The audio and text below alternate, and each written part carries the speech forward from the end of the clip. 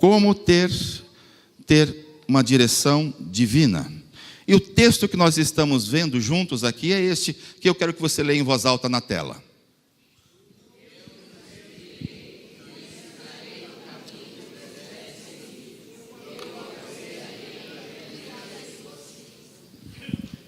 Eu o instruirei e ensinarei no caminho que você deve seguir.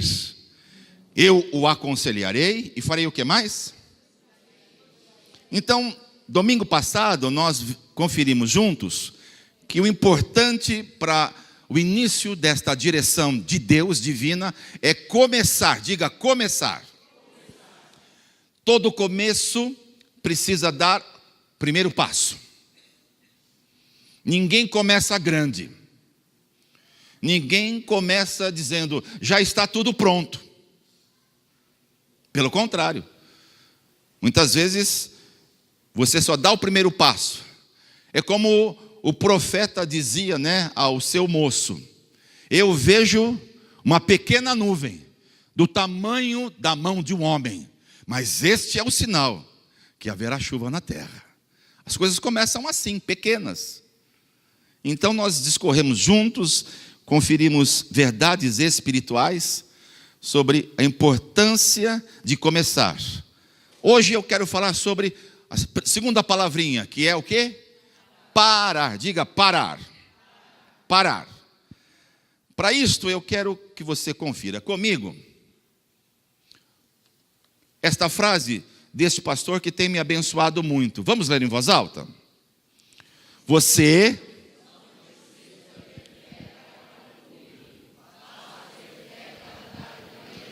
Opa!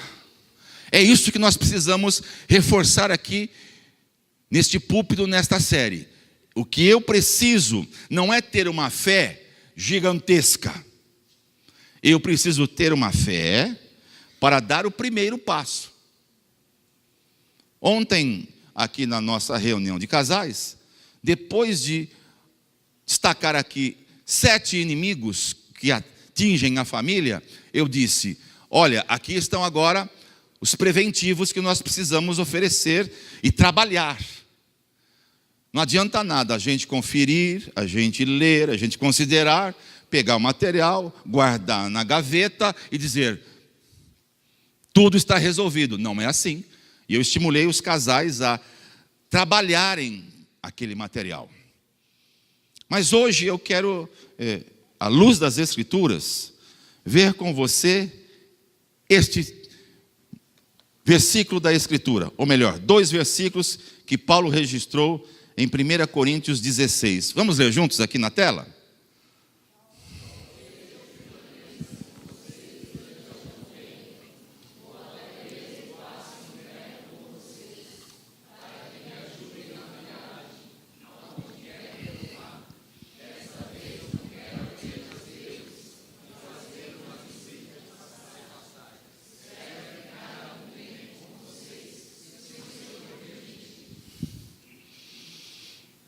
Este texto tem um significado muito especial para o meu coração e depois eu vou testemunhar para vocês.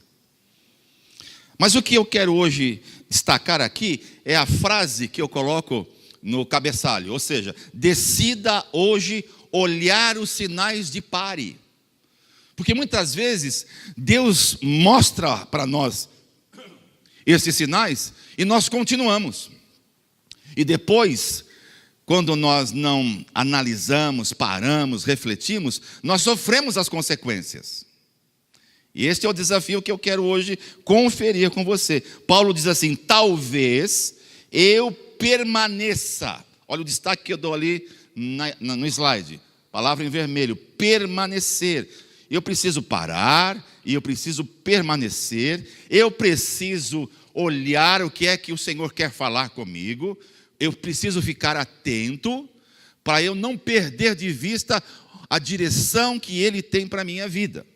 Olha esta frase interessante de uma irmã australiana, é uma escritora. Diga para mim esta frase. 3 palavrinhas. Primeiro, pare. O que é para fazer? Depois, recuperar-se. E depois, sobreviver. há muitos que, por falta de revelação, de colocar foco, eles continuam a carreira, continuam a vida, faz das coisas um piloto automático. E há momentos na vida que a gente precisa parar. Agora, é fácil parar, pessoal? Não é. A gente consegue parar sempre que quer? Não. E eu quero hoje conferir com você, dentro desse texto que nós estamos verificando, algumas coisas que são importantíssimas para nós orarmos no final. Exemplo, nós vivemos em uma sociedade imersa a uma cultura de que tudo é para ontem. Tudo é para ontem. Até as refeições agora são fast food, rápidas. Não podemos perder tempo na vida. Tudo fala para o avanço. Você precisa ter mais tempo para trabalhar. Aliás, eu e a Nádia, eu quero que vocês saibam, nós colocamos um desafio a mais nas nossas orações, que é o excesso de trabalho. O diabo tem trazido ao povo de Deus um trabalho excessivo. Ele muitas vezes não manda demônios para se manifestar na sua vida, mas ele manda trabalho. Seu patrão diz assim: olha, eu preciso que você fique fazendo hora extra.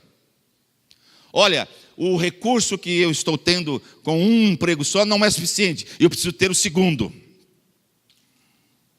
E eu então, discernindo isto, já há algumas semanas disse para a Nádia: vamos começar um período de oração intensivo sobre esta questão do trabalho excessivo. É uma coisa louca. Vocês concordam que a sociedade que estamos vivendo hoje exige muito mais de você do que na época dos seus pais? Por exemplo, feriado que tivemos agora recente foi 1º de maio. 1º de maio, dia do trabalho. E o anterior a este foi o quê? 21 de abril, Páscoa. Eu não sou tão velho, mas eu me lembro que em São Paulo, na Páscoa, o comércio não abria. E se abria, padaria era até às 13 horas, a 1 hora da tarde. Ou então, farmácia. Mas o comércio em geral, sabe por que havia este estilo? Porque as pessoas queriam ter tempo para si e para suas famílias. E nós saímos no dia 21, no nosso bairro, e ficamos assim perplexos. Tudo aberto. E no dia 1º também. Tudo funcionando. Então nós estamos vivendo uma cultura que exige cada vez mais que eu corra. Os horários são sempre apertados. São ou não são? São. E isto pode parecer bastante negativo, sabe, irmãos? Mas deixa eu prosseguir aqui. Nenhum de nós poderá prosseguir uma longa viagem sem que hajam paradas. Por exemplo, quando eu morava no Paraná, em Londrina, quando eu era pastor da nossa comunidade em Londrina, sem saber, eu pegava o meu carro, quando eu tinha as reuniões em São Paulo, e eu saía de Londrina às 4 horas da manhã. A Nádia vinha dormindo no banco do passageiro, a Camila, muito pequena, deitada no banco de trás, e eu, enquanto estava escuro, eu avançava o pé. E chegava em São Paulo por volta de umas 7h30, 8 horas da manhã. E aí as pessoas diziam assim: nossa, você fez um percurso bem rápido. É verdade. Mas porque eu não sabia que existia um posto lindo chamado Maristela. A Nádia nem lembrava mais disso. Lembra bem? Era um ponto obrigatório para quem morava no Paraná e que queria vir a São Paulo, parar. Parar para ir ao toalete, parar para fazer uma refeição, parar para esticar as pernas, parar para reabastecer o carro. Agora, quando eu e você não fazemos paradas, algo vai acontecer conosco. E é isso que nós vamos conferir hoje. Será que eu e você não estamos vivendo um momento que precisamos de uma parada estratégica? Outro exemplo que o Espírito trouxe hoje de tarde, quando eu estava orando. A primeira viagem que eu fiz missionária à comunidade do Japão, eu não sabia, e eu peguei uma passagem que me dava direito a uma escala na Turquia. Então eu parei na Turquia. Fiquei lá por 4 dias. E eu querendo chegar no Japão. Fiquei lá 4 dias e vi os turcos, e vi aquelas coisas lindas da Turquia. E eu dizia, mas não é isso que eu vim fazer. Eu vim aqui com um propósito, com uma missão. Quando eu entrei novamente no aeroporto, e entrei na aeronave, e eu falei, agora eu chego no Japão. Quando eu cheguei no Japão, eu não conseguia calçar nenhum calçado. Meus pés incharam tanto. Por que eu estou contando este exemplo?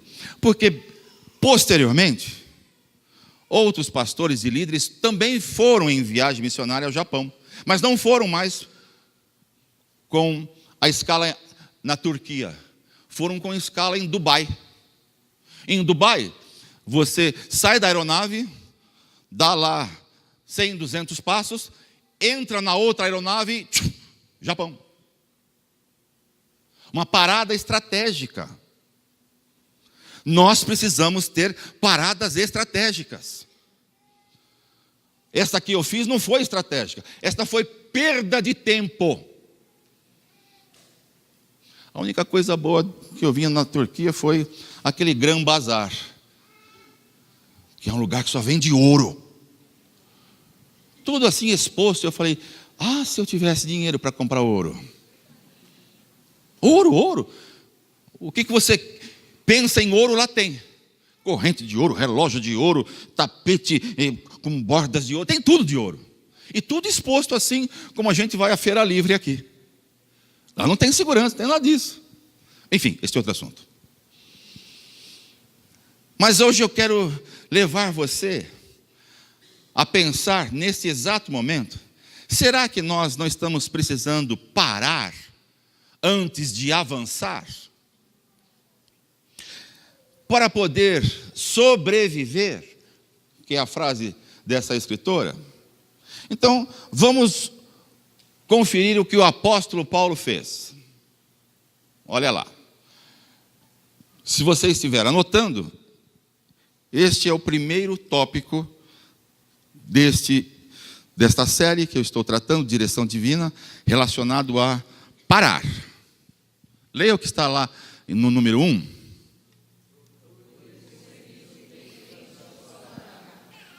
Procure o quê? Procure discernir o tempo da sua parada. Olha o verso 6, parte A.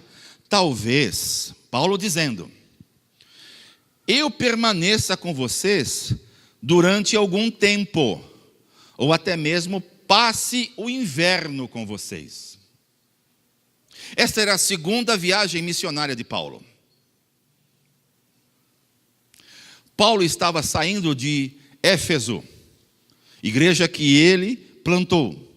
Ele deixou o seu auxiliar Timóteo. Ele tinha um alvo. Ele queria ir para as igrejas da Macedônia, a igreja muito pobre. Mas ele ouviu falar que a igreja que ele plantou, a igreja em Corinto, estava com algumas coisas esquisitas. Então ele mudou o seu plano. Ele dizia: eu preciso passar um tempo lá nesta igreja com aqueles irmãos.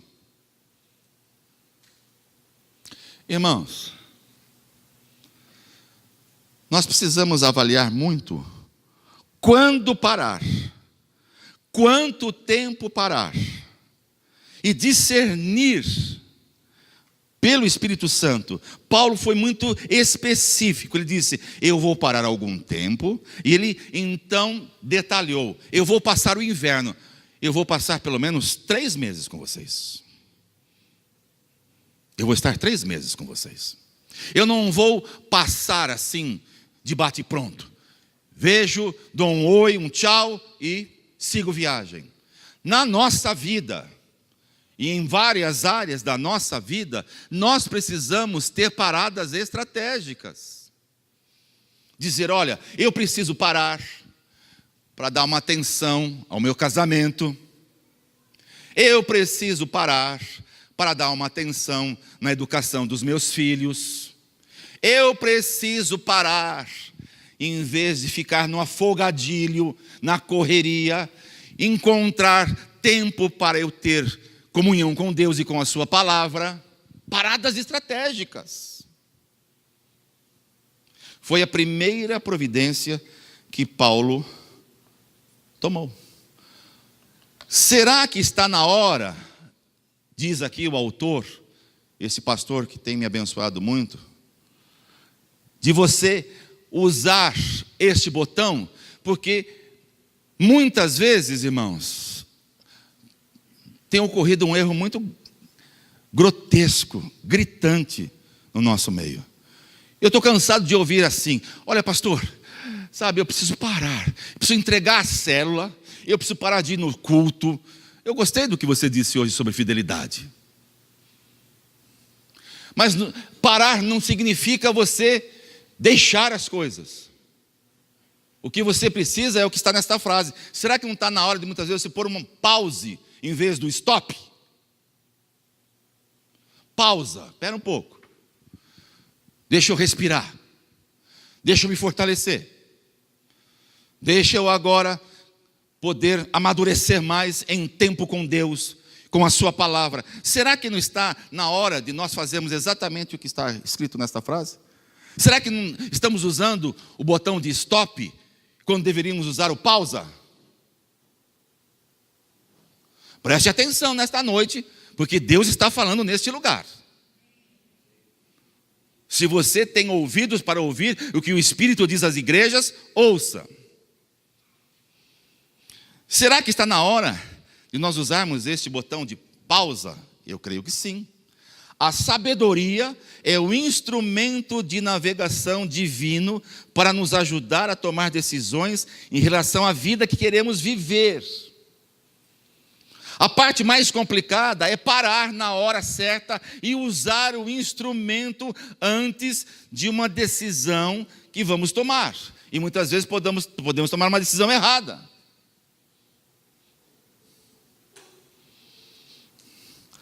Eu não sei se você já teve a experiência, mas eu fiz questão de colocar esta frase para a gente pensar. Leia para mim: a sua vida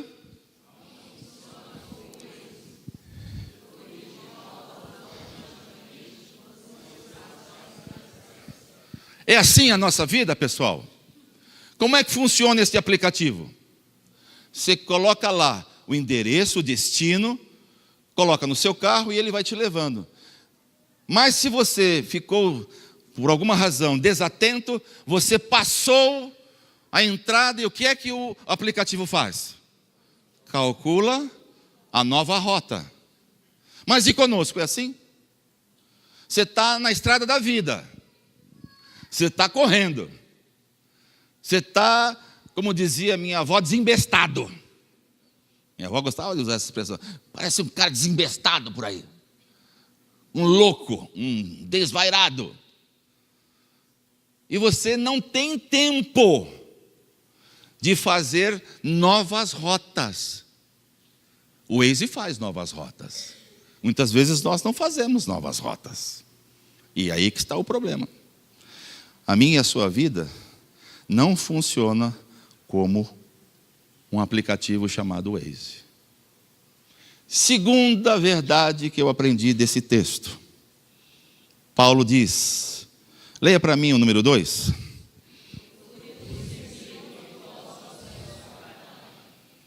Procure discernir o propósito da sua parada. E então diz o texto, a parte B do verso 6. Para que me ajudem na viagem, aonde quer que eu vá. Olha, Paulo parou não apenas para tratar com aquela igreja em Corinto, mas porque sabia que Corinto era uma cidade comercial, portuária, estratégica, de muitos recursos. Então diz o texto que ele foi intencionalmente para Corinto com o desejo de que aquela igreja o ajudasse na missão que ele estava. O que isto tem a ver com eu e você parar, reabastecer e continuar? Paulo está dizendo que depois de passar pela Macedônia, ele vai para a Grécia, até a cidade de Corinto. E lá ele deseja ter um tempo com esta igreja. Agora, ele mas para com um propósito. Ele vai parar e precisa saber para quê. Não pode fazer nada, Paulo, sem um propósito. E muitas vezes nós fazemos as coisas sem propósitos. Ficamos nessa ciranda louca. Eu falava com o Tiago essa semana passada, e ele falava para eu orar pela loucura que é a vida dele. Agora, é só a dele que é uma loucura? Quantos aqui vivem uma vida frenética? Quantos vivem uma vida frenética? Eu vivo. E eu sou um pastor tempo integral. Eu, quando converti, depois de alguns anos, fui ordenado pastor, eu disse, graças a Deus agora eu vou ter mais tempo para a palavra, para a oração, para cuidar da minha casa. Doce ilusão. Eu olho no relógio e digo, já foi o dia. É assim com você, velhinha? É assim comigo. É assim com você, Beth? É mesmo. Bem-vindo ao clube. Paulo estava dizendo, eu vou parar. Mas não vou parar porque eu tenho medo. Eu não vou parar porque eu estou ocioso. Eu não vou parar por preguiça. É aí que está o problema. Alguns vêm a nós e dizem assim, eu vou parar. E você vai fazer o quê? Nada. Ficar em berço esplêndido. Na rede com água de coco, vendo a banda passar. Não, não é assim que se faz. Paulo tinha um propósito. Eu aprendo com Paulo verdades que eu estou, depois de que li, orei, comecei a praticar na minha vida. E eu estou hoje trazendo para você, a fim de que você experimente o melhor de Deus, te dando uma direção que vem da parte dEle. É Ele quem está dizendo, eu vou instruir você. Eu vou falar com você. E eu vou mostrar para você o caminho que você deve andar. Amém, irmãos? Vou molhar minha boca aqui.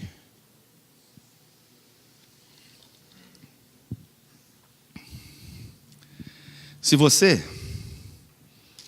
não parar para os projetos de Deus, leia a continuidade desta frase. Opa! Se você não parar para ouvir a Deus, para os propósitos de Deus na sua vida, você e eu podemos parar para propósitos dos outros, ou até dos nossos inimigos. Ei, hello, petition. Eu paro, mas paro com um propósito. Paulo dizia na carta aos Coríntios, eu corro, não sem meta. Não fico disparando golpes no ar. E nós muitas vezes não fazemos isto. Envolvidos por esta bolha chamada mundo sistema, que rouba energia, que rouba tempo, que rouba qualidade de vida.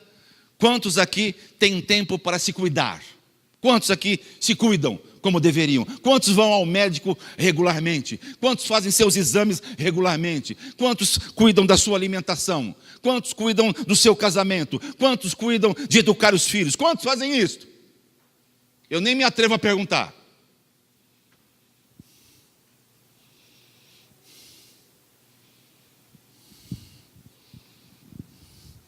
Se você e eu não pararmos pelos propósitos ou projetos de Deus, poderemos cumprir os projetos dos outros, ou até mesmo dos nossos inimigos. Terceiro, decida hoje olhar os sinais de pare, é o que o Senhor está mostrando para nós. Número 3, leia em voz alta.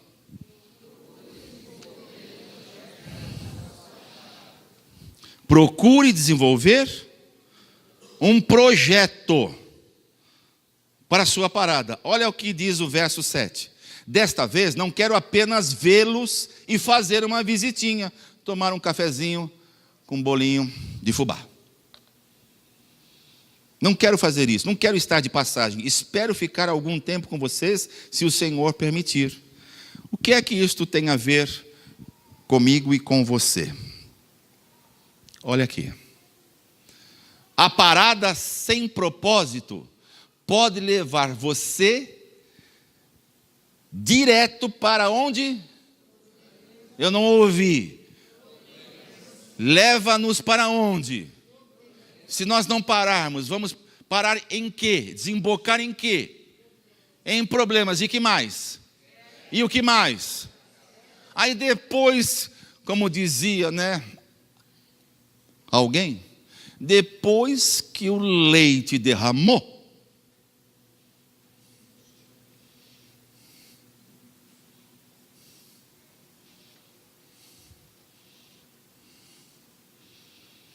então, ao parar, irmãos, Paulo estava aqui sinalizando coisas muito simples, não são tão espirituais assim, embora tudo que ele estava falando tenha um cunho espiritual.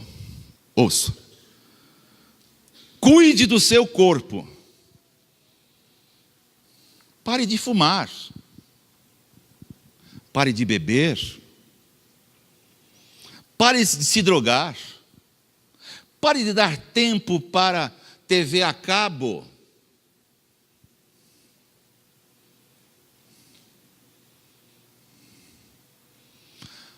Cuide dos seus olhos. O que os meus e os seus olhos estão vendo são saudáveis?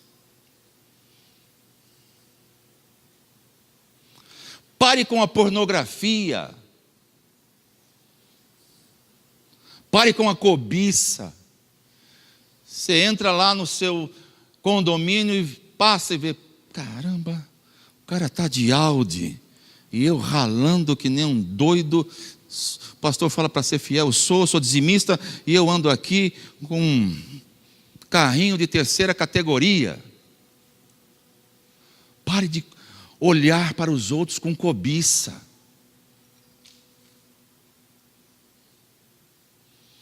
Cuide do seu bolso. Pare de gastar mais do que você ganha. Cuide do seu coração. Pare de se apaixonar pelas coisas. Nossa, aquele site que eu não vou dizer o nome, Desapegue. Você sabe o que eu estou falando? Devia servir muito para nós aqui. Nosso coração devia estar desapegado às coisas. Como nós somos apegados às coisas, irmãos. Nós somos apegados a uma boa roupa, nós somos apegados a ter boas coisas. Nós devíamos ser mais desapegados, viver mais simples, sermos mais simples. Quantos concordam que poderiam ser mais simples aqui?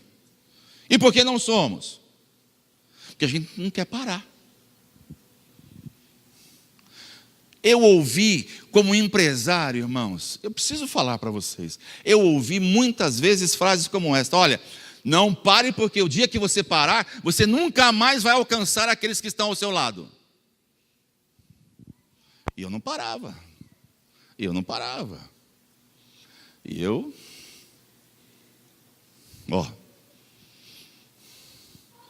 não tinha sábado, não tinha domingo, não tinha feriado, não tinha nada. Eu tinha coisas, mas não tinha vida.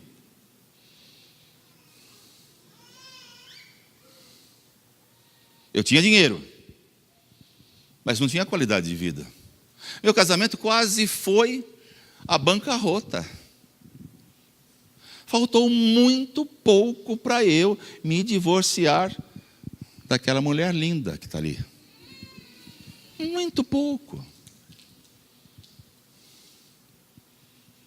Então pare. Mas pare com um propósito.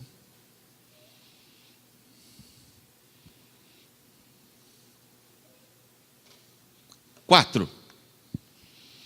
Procure aproveitar as oportunidades durante as paradas. Verso 8 e 9, parte A. Mas permanecerei em Éfeso até o Pentecoste, porque se abriu uma porta para mim ampla e promissora.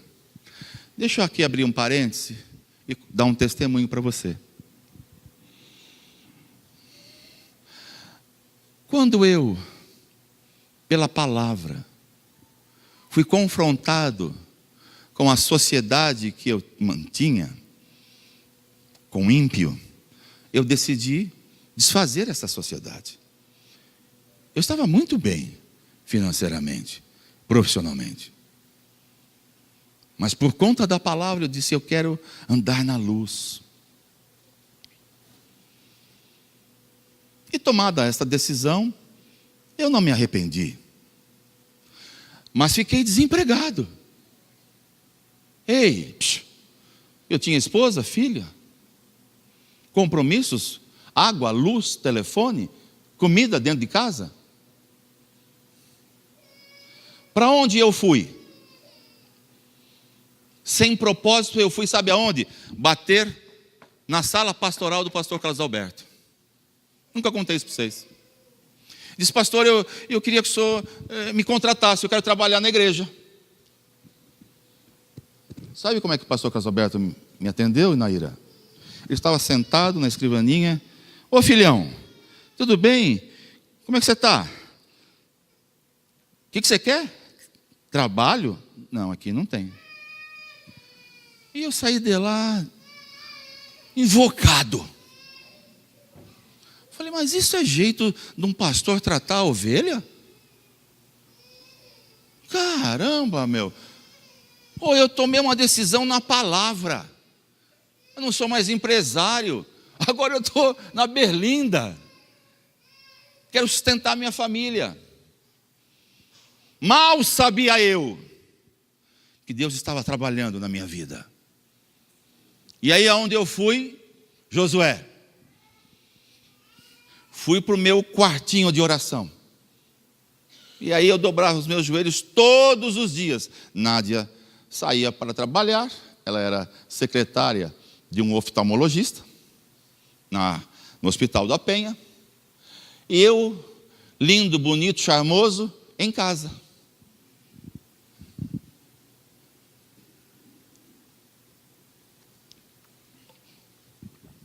O que é que eu fui fazer? Fui orar. Arrumei um outro companheiro de oração.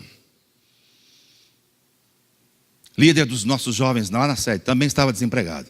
Falei: que bom, nós vamos orar.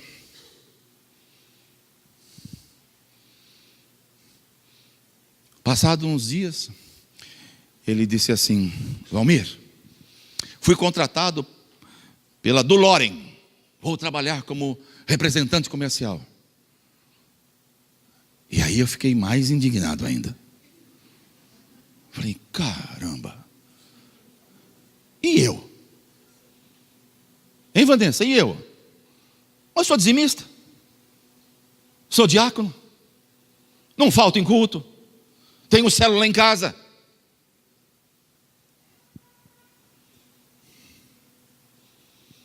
E orando. E orando. E orando. Aí uma manhã, orando, o Espírito diz, leia 1 Coríntios 16. Botei os meus olhos.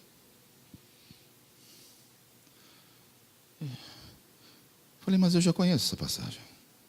Eu já li isto. Aí ele diz assim, leia o verso 9. Assim como eu estou falando com vocês. Quando eu li, porque se abriu para mim uma porta, a outra tradução diz, oportuna para o trabalho. Sabe quando você tem um luminoso diante dos teus olhos? Isso chama-se palavra revelada. O que eu costumo ensinar, palavra rema. A palavra veio. Eu saltitei no meu quarto. Falei, o Senhor vai abrir uma porta para mim, maravilha. Demorou 4 meses para esta palavra se cumprir.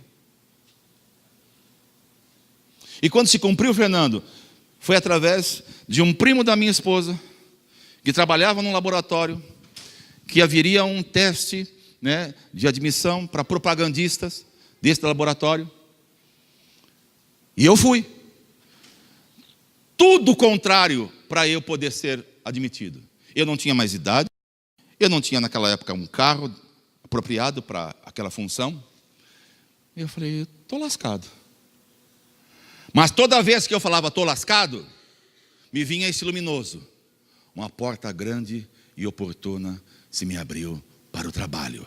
Porém, há muitos adversários. Quando eu fui no processo seletivo, Cida querida, eu abri a porta, e eu olhei assim nas cadeiras ali aquele anfiteatro, havia pelo menos uns 400 homens lá dentro. Falei, estou lascado. E o Espírito falou, o luminoso. Aí eu, dos 400, ficaram 120. Eu estava lá no 120. Dos 120, ficaram 60. Eu estava nos 60. Dos 60, ficaram 40. Eu estava nos 40. E dos 40, ficaram 16. E eu estava nos 16. E eu fui aprovado e entrei naquele laboratório. Uma porta grande e oportuna se me abriu para o trabalho. Eu parei. Foi a parada de Deus na minha vida. Mas eu não parei sem propósito. Eu não fiquei em casa chorando, lamentando, resmungando, chutando gato, cachorro, papagaio. Não, eu fui orar. Eu fui orar. Eu fui buscar Deus. Então Deus me deu a palavra. Quando Deus me deu a palavra, eu criei. E eu tomei posse dessa palavra. Para finalizar, para a gente orar embora.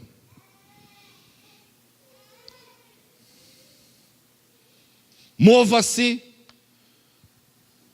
e pare por propósitos.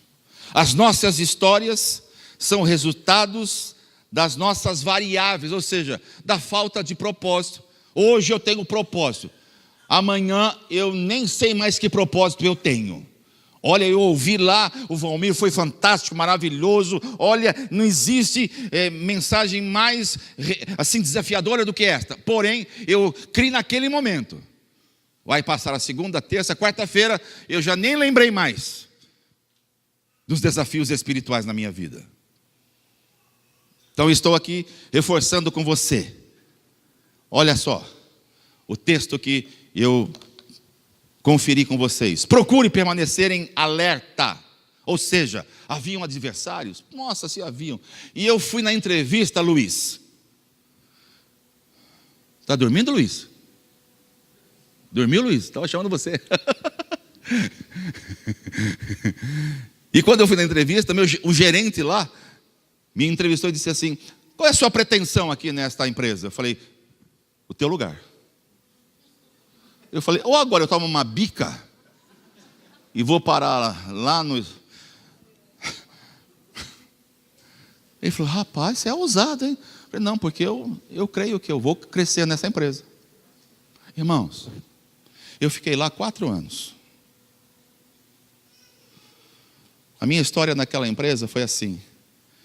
Admitido, já fiquei feliz com o salário que eu iria ganhar. Em treinamento, eu recebi 3 aumentos. Estava interno, e aí chegava lá um diretor e dizia, olha, o laboratório deu aumento para vocês. E eu falava, isso é de Deus. Não está nem trabalhando e tem aumento? Isso é de Deus. Aí na outra semana vinha lá o diretor, abria a porta e falava, olha, o laboratório deu aumento de novo. Eu falava, cara, isso aqui é uma mina de ouro. Hein, Francisco? Amém mesmo, porque foi assim que aconteceu. Findou o treinamento, Manuelzinho. O gerente veio lá e disse, olha, tem uma boa notícia para vocês. Vocês receberam outro aumento. Eu falei, cara, eu não quero sair desse treinamento mais, quero ficar aqui. Bom, resumo da ópera. Eu fui trabalhar como propagandista. Pegava aquela mala pesada todos os dias. Visitava os médicos lá da Faria Lima, do Brooklyn. Confiando na palavra. Uma porta grande e oportuna se me abriu para o trabalho. O Senhor me prosperou. Em 11 meses, na história daquele laboratório, nenhum funcionário, nenhum propagandista havia tido a oportunidade de assumir a supervisão. Eu assumi a supervisão. Quando eu estava para ser ordenado pastor, o pastor Carlos Alberto me chama uns dias antes e diz assim, agora você vai trabalhar aqui. Eu falei, agora? Mas era 4 anos atrás que eu queria essa resposta. Agora? Ele falou, não, agora eu preciso de você para cuidar dos grupos familiares, das células. Eu falei, aí entrou a dúvida. Eu olhei meu olerite.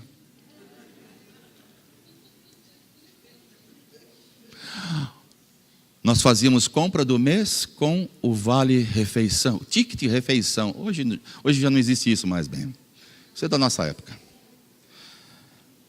Eu fazia compra do mês e sobrava para eu comer. O laboratório me dava um carro zero todo ano. Todo ano eu estava de carrinho zero, as pessoas falavam, tá podendo, hein? Eu falava, estou mesmo. É o laboratório que me dá. Aí chega a proposta. Pastor da comunidade diz, você vai vir trabalhar comigo. Jaci. Eu desafiado, convicto, chamado para o ministério, falei, e agora? Saí 3 dias para orar com a Nádia. Deus falou, eu quero você na obra e na igreja. Tá bom. Voltei segunda-feira, chamei o meu gerente. Falei, olha, preciso te falar uma coisa. Eu estou me desligando aqui do laboratório. Ele está de brincadeira. Falei, não, estou falando sério. O que você vai fazer? Algum laboratório te contratou? Falei, não. A maior empresa do universo me contratou. Eu falei, que empresa é essa? Falei, o reino de Deus. Ele não entendeu nada. Mas eu falei. Aí eu disse para ele, cara, não... ele já sabia que eu era crente.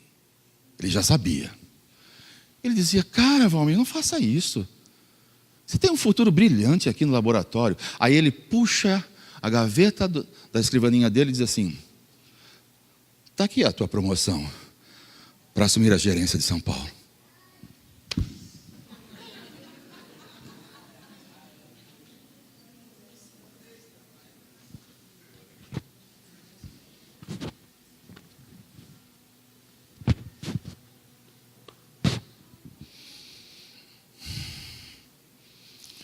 Eu disse obrigado.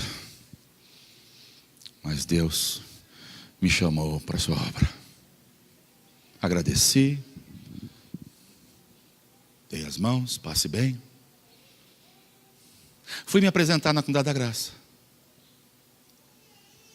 O pastor Carlos Alberto falou assim, Valmir, ai Jesus. Valmir, faz uma continha aqui para mim. Coloca aqui no papelzinho Quanto você gasta de luz, quanto você gasta de mercado, quanto você gasta de combustível, de plano de saúde? Falei, Jesus.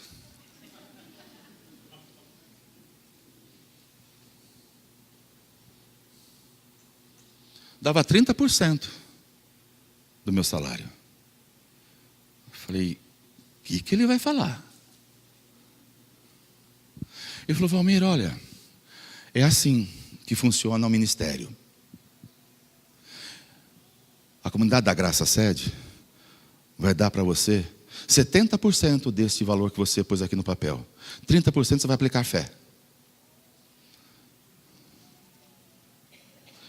Meu olerite, o que eu vou ganhar, menos 30%. Falei, eu vou ter que orar muito. Irmãos, em abril deste ano, completou 20 anos que eu estou no Ministério Tempo Integral. 21, bem, 21. Eu posso dizer como Davi, eu já fui moço, não sou tão velho, nunca vi o justo desamparado, nem a sua descendência mendigar o pão. E eu nunca, quer aplaudir, aplauda mesmo. Nunca, nunca, nunca, nunca me faltou o recurso. Nunca me faltou o recurso. Alguma vez faltou o pão sobre a nossa mesa? Alguma vez faltou a vestimenta? Alguma vez ficamos na berlinda? Qual o segredo de tudo isso, irmãos? Qual o segredo? Sou melhor que você? O segredo é que eu fiz paradas estratégicas. Parei para ouvir a Deus. Parei para cumprir o meu chamado.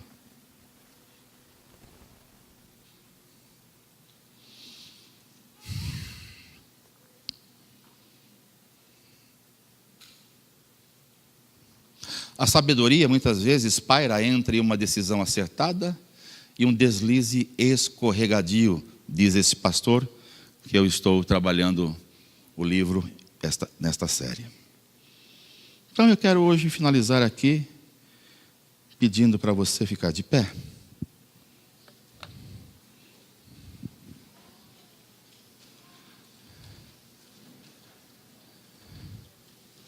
E quero que você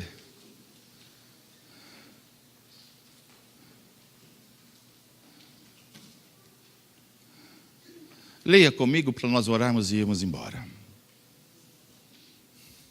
O que você e eu andamos fazendo, que não estamos fazendo, que não está fazendo bem para a nossa vida?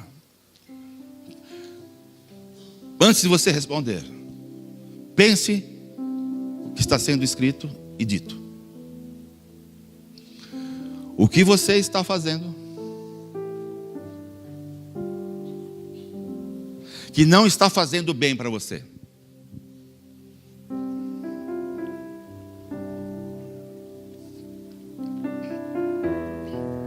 A faculdade está fazendo bem?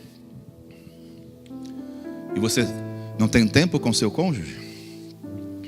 Com seus filhos? Eu tenho tantas histórias para contar.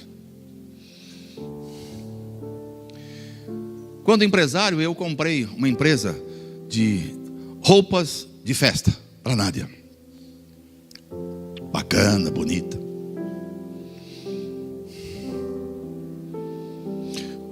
Fomos a um encontro de casais com filhos. Camila pequenininha.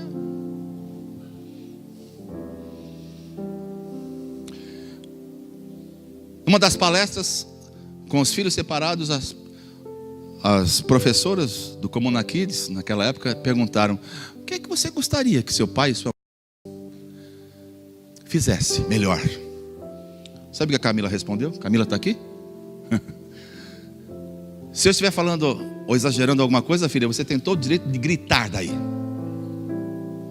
Minha filha diz assim: eu quero que a minha mãe fique em casa. Não quero ser cuidada pela minha avó.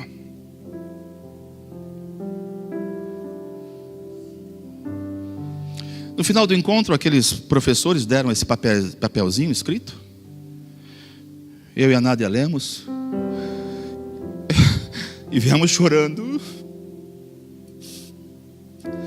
Choramos o caminho todo. Chegamos em casa. Nos sentamos na sala. Dissemos assim: vamos parar. Eu não quero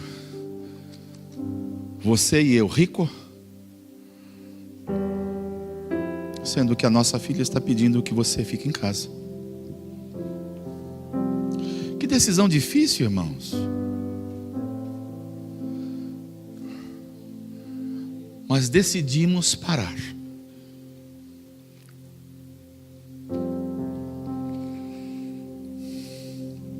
O que é que você está fazendo que não está fazendo bem para você? Sabe o que estava fazendo mal para minha casa? O trabalho da minha esposa.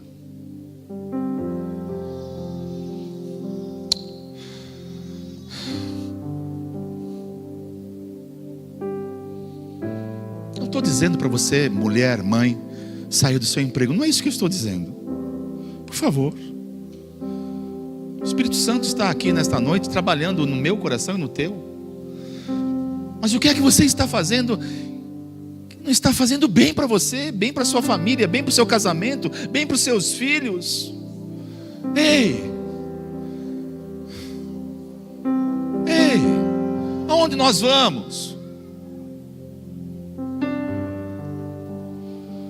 As decisões mais sábias que eu tomei foram debaixo de oração, de sinais, como eu coloquei ali. Decida olhar os sinais de pare. Este sinal de pare da empresa da minha esposa foi a minha filha que deu. Não veio através de pastor. Não veio não. Por isso, quando você, marido e mulher, não me acompanha nos encontros que eu faço com famílias, não vai para um retiro como eu proponho para nós, eu fico doido, no bom sentido.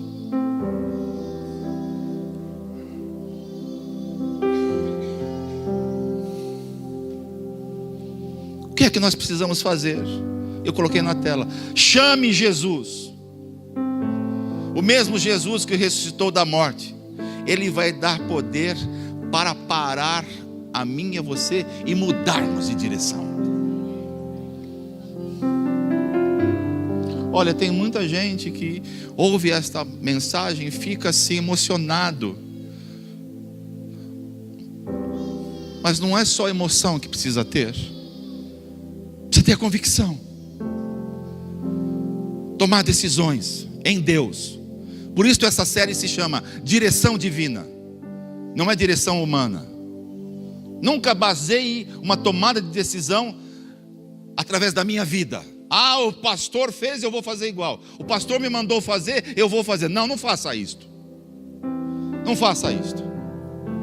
Vá buscar em Deus como eu fui. Vá esperar em Deus.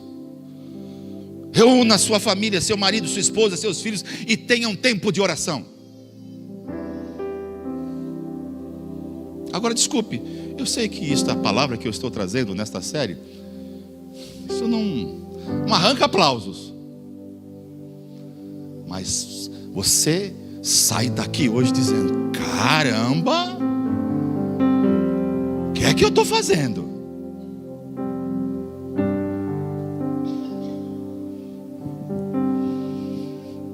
Dá minhas mãos do seu irmão.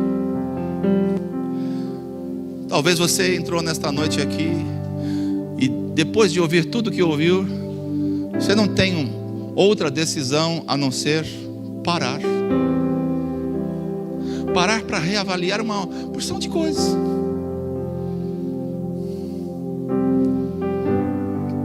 Seu emprego está fazendo bem para você? Sua saúde, como está? Você está bem de saúde? Você fez os seus exames? Ah, pastor, eu sou novo. É, nós também somos, né, Jaci?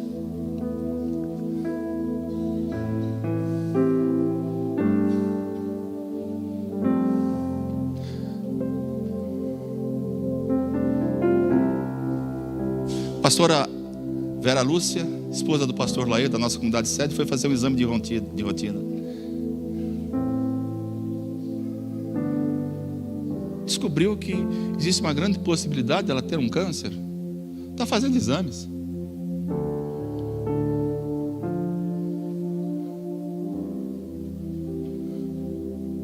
Pastora Aurora,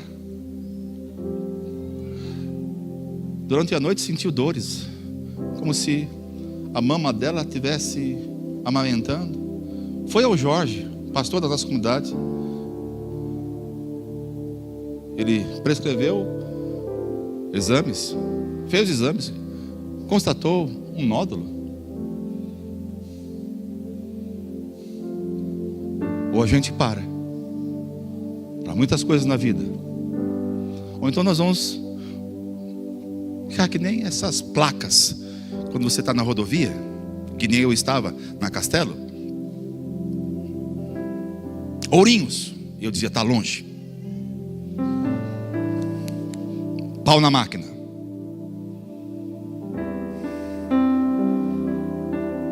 E não parava num posto para eu me recompor. Chegava em São Paulo? Chegava destruído. E ainda, homem tem este lado negativo. Quando chegava nas reuniões, perguntavam para mim, como é que você está? Cara, eu estou renovado. Mentira. Estava cansado. 550 quilômetros sem parar. Sem parar.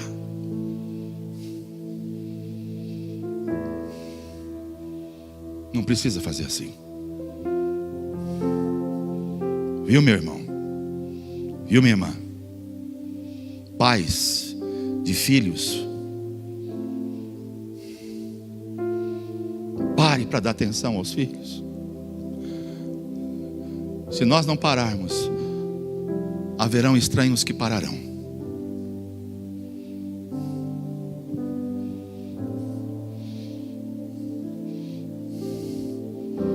De mãos dadas, digam assim: Pai amoroso,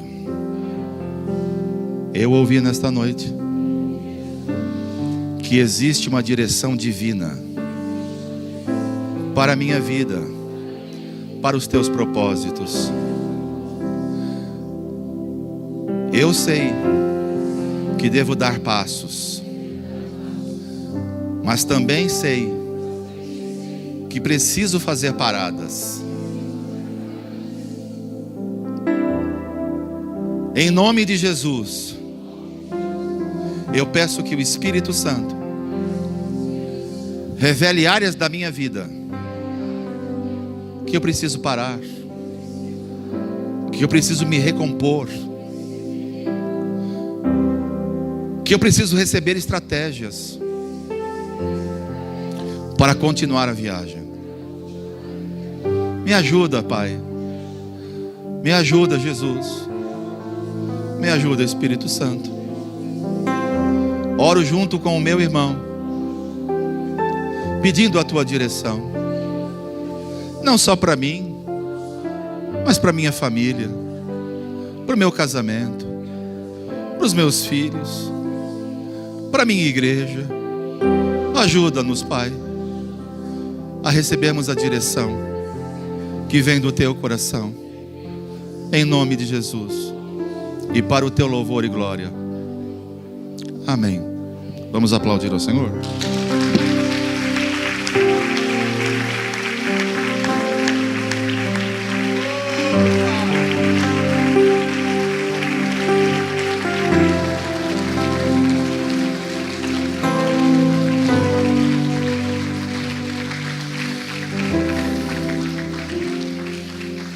Deixa eu falar uma coisa antes de você sair. Este é o melhor rebanho do mundo. Não é falsa modéstia. Vocês são as melhores ovelhas que eu conheço. Capaz de ouvir.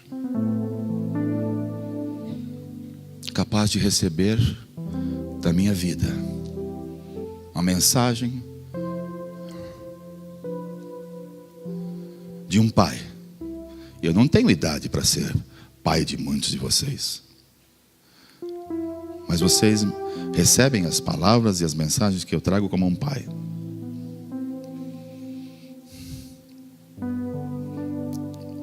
Minha filha chegou hoje com meu genro em casa e as 2 netas.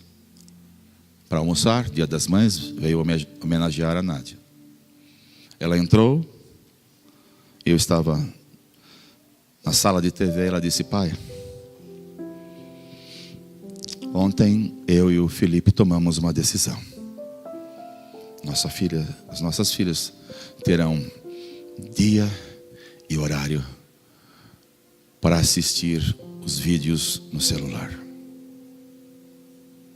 Eu não pedi, eu não obriguei.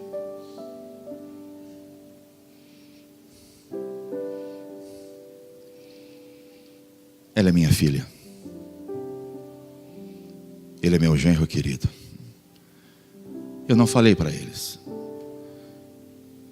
Meu coração se encheu de alegria